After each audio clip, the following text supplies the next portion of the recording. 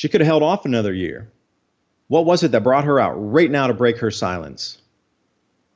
And she calls it a super grand solar minimum, a super grand minimum. Adapt 2030 Mini Ice Age Conversations covers changes in our climate due to a new and intensifying grand solar minimum. In the media, overlooking, downplaying, or burying cold weather changes occurring on our planet. This is in order to keep the global warming agenda steaming full speed ahead. I do this podcast and radio program because we need to begin conversations on how to adapt our food growing strategies long before 2030 as agricultural zones shift, affecting global crop output, but very few mainstream media outlets are talking about the most important issue of our time, cold weather crop losses. Our sun is going through a 400-year cycle, which has effects on our weather patterns as our magnetosphere weakens and the jet streams go out of flow. It's not CO2, it's not you, it's the sun. Are you ready to thrive in the Grand Solar Minimum? Then join me for Mini Ice Age Conversations. I'm your host, David DuByne.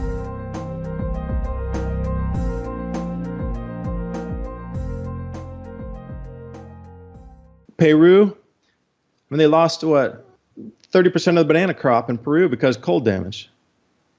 So even though that the winter is going to be warmer and the summer is going to be cooler, I'm really curious how this is going to pan out.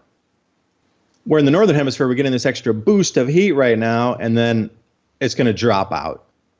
And all the forecasts show that at the end of the month, we're done. It's going straight into like February, middle of February, ultra cold, middle of winter temperatures. The latest global temperatures, you've been told warmest year ever, but really it's still only 0.22 degrees above the baseline. The latest sea ice measurements coming off of DMI show the ice just making a U-turn into something very unusual statistically on how fast it's growing.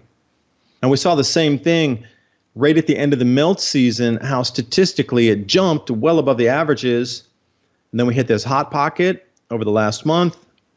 Ice melted back down to its normal levels. And then, boom, we're getting this massive jump again.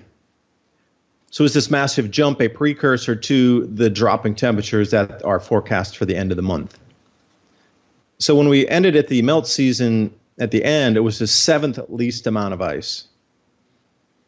Media didn't cover that too much because it wasn't the least amount of ice. They couldn't talk about global warming too much because it wasn't the least. It wasn't even the second or third or fourth. It was the seventh least amount of ice. And now with this new swift, like vertical change that we're seeing here, that's very unusual because the refreeze season is now starting again. So we'll get total ice coverage. This goes completely against what the IPCC is talking about. All this information's out here. We have a very clear, very distinct, very perfect timeline of when everything is going to unfold. Now, start to notice and put these two and two together. Notice the chaos in the news media. They're going to have to try to keep you distracted for a little while longer. 2 more years, maybe 3. By 2020, the world will have completely woken up to the fact that something, and there'll be a few holdouts like there always are. There'll probably be like 10 or 15% of the population that even if they're standing freezing to death in a snow pile in the middle of like August on the equator, they'll still say it's global warming. You'll still get that crowd that'll never change because it's become a religion. It's very difficult to change some religions. And since I have been talking about our need moving forward in this new society that we're entering as our global grain production starts to be reduced in yield, your food prices are going to skyrocket. And I mean skyrocket, not just doubling or tripling, something like 5 or 10 times higher by 2020 at the very least. TrueLeafMarket.com. I really want to talk about growing your own food, which will be a necessity moving forward. They've been around since 1974, heirloom and organic seeds. You know, since I've started talking about them in my videos, I have a lot of people write and say that they've previously ordered, that they know the owner, having great results, good customer service. They quite enjoyed the seed quality as well. There's so many ways that we can go about growing different types of vegetables that we're going to need. Microgreens are incredibly nutritious. They're super fast to grow. In less than a week, you can have something that you can eat. And we know the benefits of microgreens. All you have to do is use a search engine and look up vitamin, mineral, nutrient content of microgreens. You'll be shocked. Also, sprouts. We can get those a little bit taller, a little more dense, a little bit larger volume on the vegetation mass coming off of there. So how do you know what kind of sprouts to grow? How about wheatgrass or herbs? What about different types of herbs that we can add to our foods? Now, what I just described to you, there's a full range of starter guides there at trueleafmarket.com for you to take a look at. Even if it's just for your own knowledge and you don't purchase something from them, at least get the information so you know how to grow microgreens, you know how to grow sprouts, you understand what some of the herbs are for. And not only that, they have wheatgrass and grain seeds. So I'm talking about grain growing regions going offline. We just need to look back in history and see where across the planet there was difficulty growing grains when this grand solar minimum intensified and the jet stream started wandering just like they're doing today, due to a decreased magnetosphere that does not hold our jet streams locked in their traditional flows. Grains are one thing, herb seeds are another, cover crops, something different, but whatever you do, organic seeds are going to be a necessity because you can save those seeds and then grow them the next season, which you unequivocally cannot do with GMO. TrueLeafMarket.com. Use the link below and give yourself the gift of organic and heirloom seeds. But common sense, I think, is going to outweigh what indoctrination has done, especially when people start to ask more questions about, hey, you fed us this for 40 years and this is occurring. You want to explain that to me? All these other people are talking about the sun causing these changes. You're saying it's a trace gas where temperatures are dropping. You want to explain that to me? There's going to be a lot of that kind of talk going around.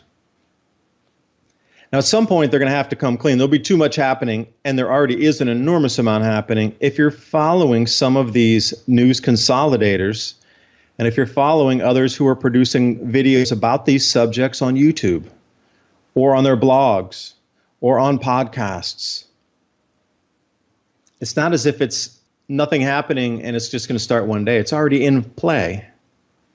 It's been in play for a couple of years, and you can see the intensity ramp up of these last 6 months has been stark and amazing. So as we move forward into these time frames that these solar forecasters talk about into 2020, I don't know, everything's going to be a 1,000-year flood. Everything's going to be a 500-year event. You're going to see seasons out of flow. Everything's just going to mix, and they're going to continue to blame it on global warming.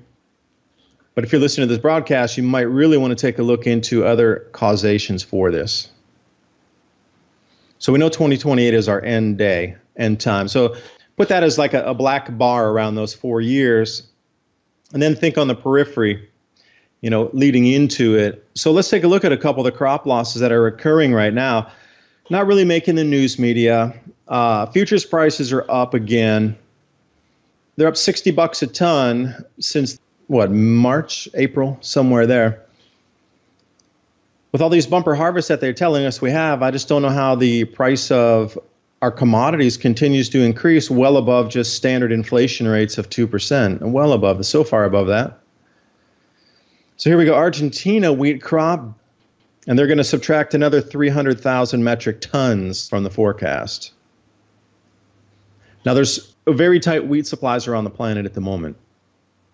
So taking 300,000 available metric tons off there is going to cause somebody else to go look to purchase in a different place. Now, if they were thinking about Canada, well, we're going to have to, Canadian wheat exports cut after unusually long winter and exceptionally dry summer.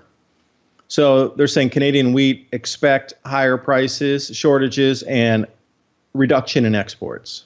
So you knew this was going to happen. It was already forecast. You knew these places are going to go offline first. So these are kind of the canaries in the coal mine that you should be looking at, saying, wait a second, all right, the 2028 date is when this no longer grows up there at all. Or if it does, it comes in something like 10% harvest of what we're getting now. So we got 8 years for this thing to go from what they're getting right now reduced exports, super long winter, bad harvest, dry summer, and it's just going to get more intense over these next 8 years, 9 years. So they're already cut back about 20%. So we still have 80% of available grow supply up there. So this is going to reduce another, 70%? So how are we going to cut this out over the next few years then? So Canadian wheat is going to reduce 70% more down in yield over the next 9 years. Is that going to be a 10% reduction, roughly? I know, roughly, each year going forward? Or is it one year just going to slam down 50% and then that'll be the new baseline, and then from there it'll drop another 5%, 10% from those years? Because we've seen this year alone took substantial amounts of production off the table in a single year drop down. 2014, 15, 16, they were starting to get into the 1%, 2%, 3% loss categories, 4%, 5% in some places. But now everywhere you look, it's down 10%, down 20%, down 30, down 35, down 50, down 25. Everywhere on the planet that you look for exporters for different types of grains, and it could be vegetables, it could be fruits, could be grains, whatever it is, softs like coffee, cocoa. You're looking at different reductions across the planet. That is a huge, huge, huge uptick comparatively losing 2 or 3% 3 years ago. So this is not in linear any way, shape, or form. Just use the last 5 years of what's happened. It's not linear. You get these reductions, and then you get the giant drop off one year, and then it flattens, and then you get another giant drop off another year. By using a history book back to the modern minimum, talking about the 1600s, particularly what happened with them, might give a good indication of where we're going. I want to stay on the winter wheat here because this falls right in line with the predictions of these planting seasons going out of phase. So the U.S. winter wheat quality declines, obviously, but the plantings are now falling behind the estimates as well due to inclement weather, snowstorms, early icings, early frosts, early cold events. Imagine that. So Valentina's prognosis of extremely heated summers and the periphery sides coming out of winter being not so good for growing or planting is starting to match up pretty well here. Now, I'm not putting words in her mouth. I need you should definitely go watch this talk. Notice the introduction in the beginning when they tell her don't really say too much, referencing, the gulags in Russia. And then also notice where the slides are taken away, where it's blanked over. I want to come back to that point there. During the time when she's talking about these cycles and the grand cycles and the overlapping cycles within cycles, including the 100,000-year glaciation events on their grand cycles of 4, going back 400,000 years. She's interweaving all these cycles within there, and she talks about the periodic baseline that only moves up and down 10 comparatively to a regular 11-year solar cycle, which moves around 200 off the basis points average baseline. But she was following the trend line of the 10 basis points on the average. That's just built in as background noise. That's the actual operating electrical system of it all on that equal bandwidth up or down 10. She's tracing that back and trying to interweave these 2,100-year cycles inside there. But she talks about how perfect the cycles are on these longer term, longer duration cycles that are interwoven with these smaller cycles, specifically the grand minima. She didn't touch into galactic cosmic rays or anything, but there were a lot of people in the audience that tried to get her to say, hey, your solar model won't work because there's more CO2 on the planet. And she's like, no, I'm not talking about CO2. I'm talking about the sun. Why are you trying to tell me about CO2 on the planet when I'm talking about the sun? We're talking about two completely different things.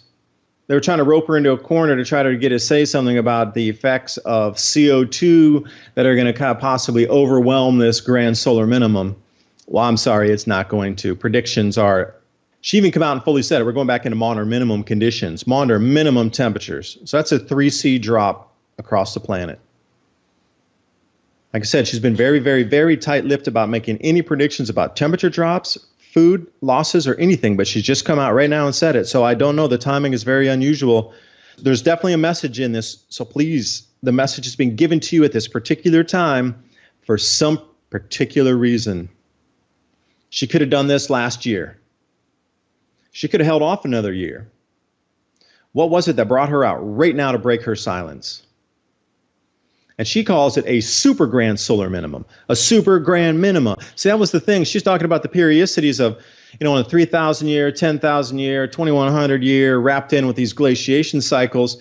But, the language she was using was like a super grand solar minimum cycle. So for me, she was talking about super glaciations, the grand glaciation cycles on cycles of 400,000 years, and we get a super glaciation like snowball Earth kind, and then the other glaciation events where, we got 2 miles of ice over New York, whatever, over Chicago. That kind can also be broken down in less intense events. But what she was saying is every fourth one of those, you get a super freeze on the 400,000 year periodicity. But then she winds it back down into these smaller cycles here and talks about super grand solar minimum. And keep an eye on the lexicon that's being used. And also to add into it, now Australia, crop production down, 65% drought-stricken eastern regions. And they also have some production coming out of the western regions with wheat also that's making up for some of the losses. I should say some, a smidgen, a fraction of what's occurring out in the east.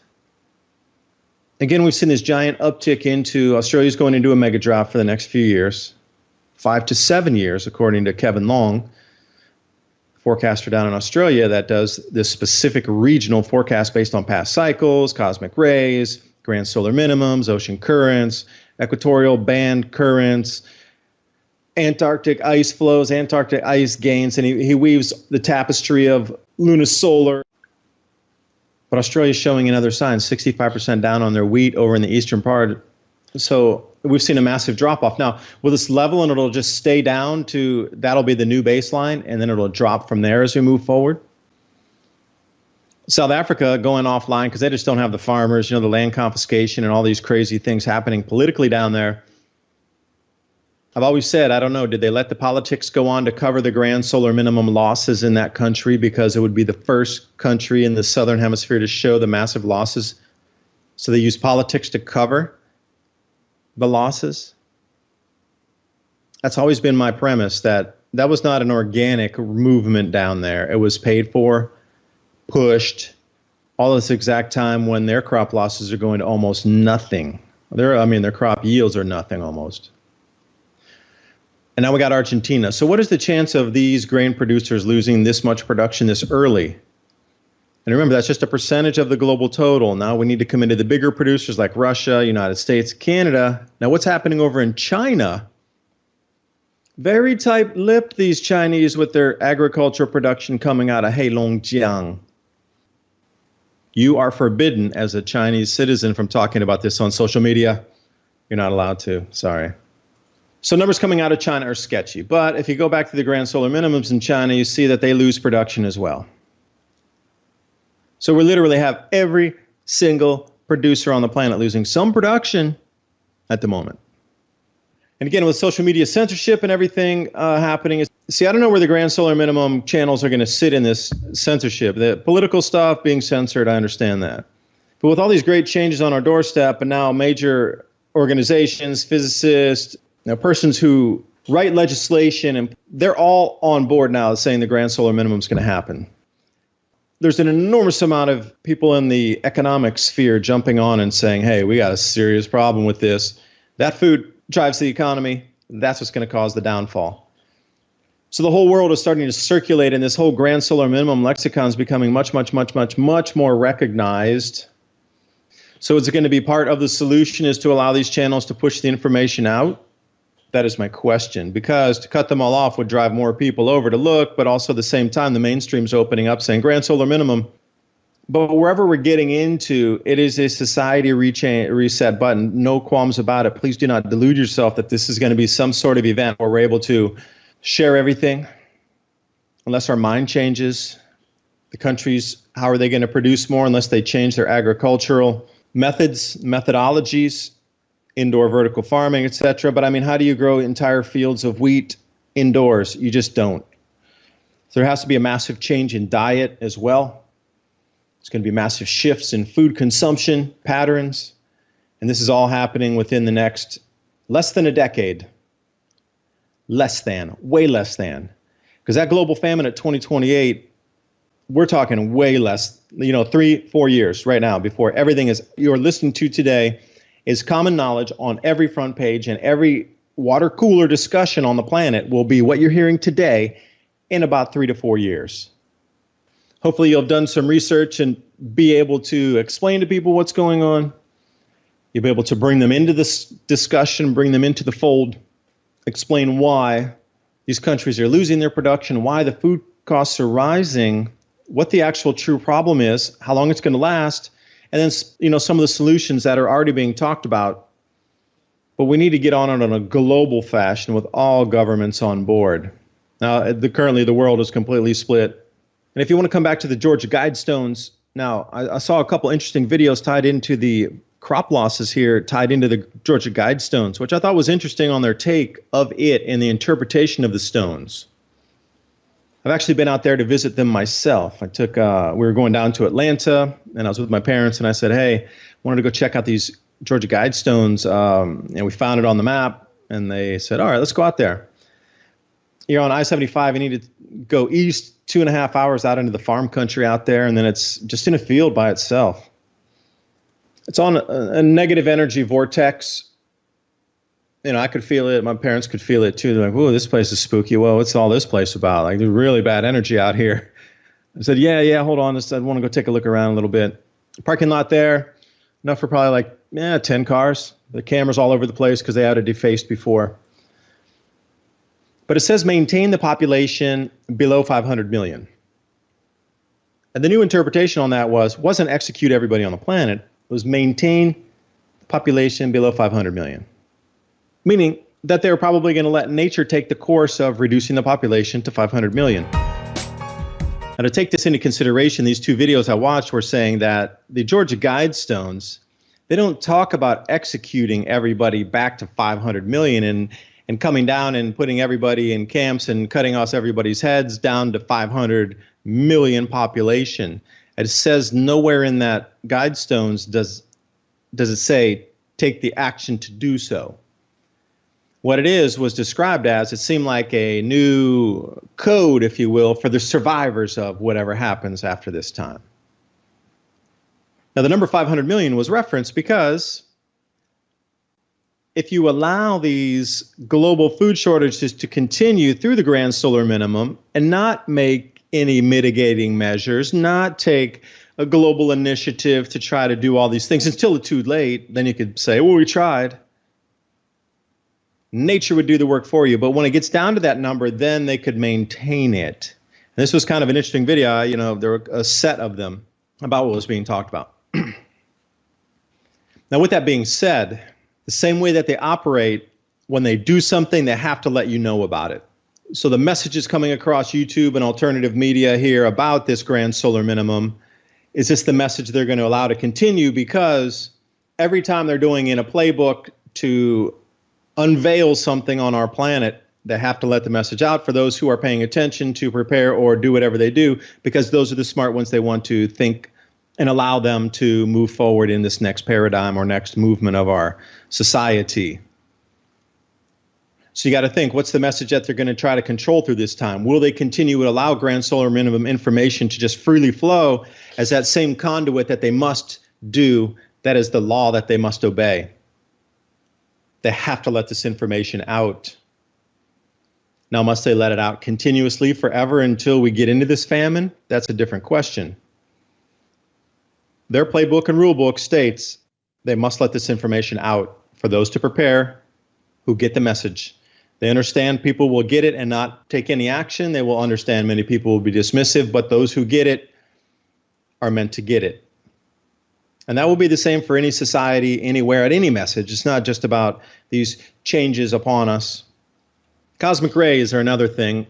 The galactic cosmic ray count that I'm looking at here over on Electroverse shows that we have indeed hit, and as well as Ben Davidson's video, well done. I just say he put all the information together so succinctly so easily. And just go over to Suspicious Observers on YouTube, and then the title of the video is Grand Solar Minimum. You can also find my information on YouTube as well about the Grand Solar Minimum, Adapt 2030, because we need to adapt our society and our food growing strategies well before 2030. It's always been the premise of my channel. Now, Ben goes into the cosmic ray maximum. We've already eclipsed that. So currently, as we sit, we're at the highest cosmic ray density measured at least through the space age and going back into the late 1800s or so, when they could still and understood and still measure cosmic rays, what they were.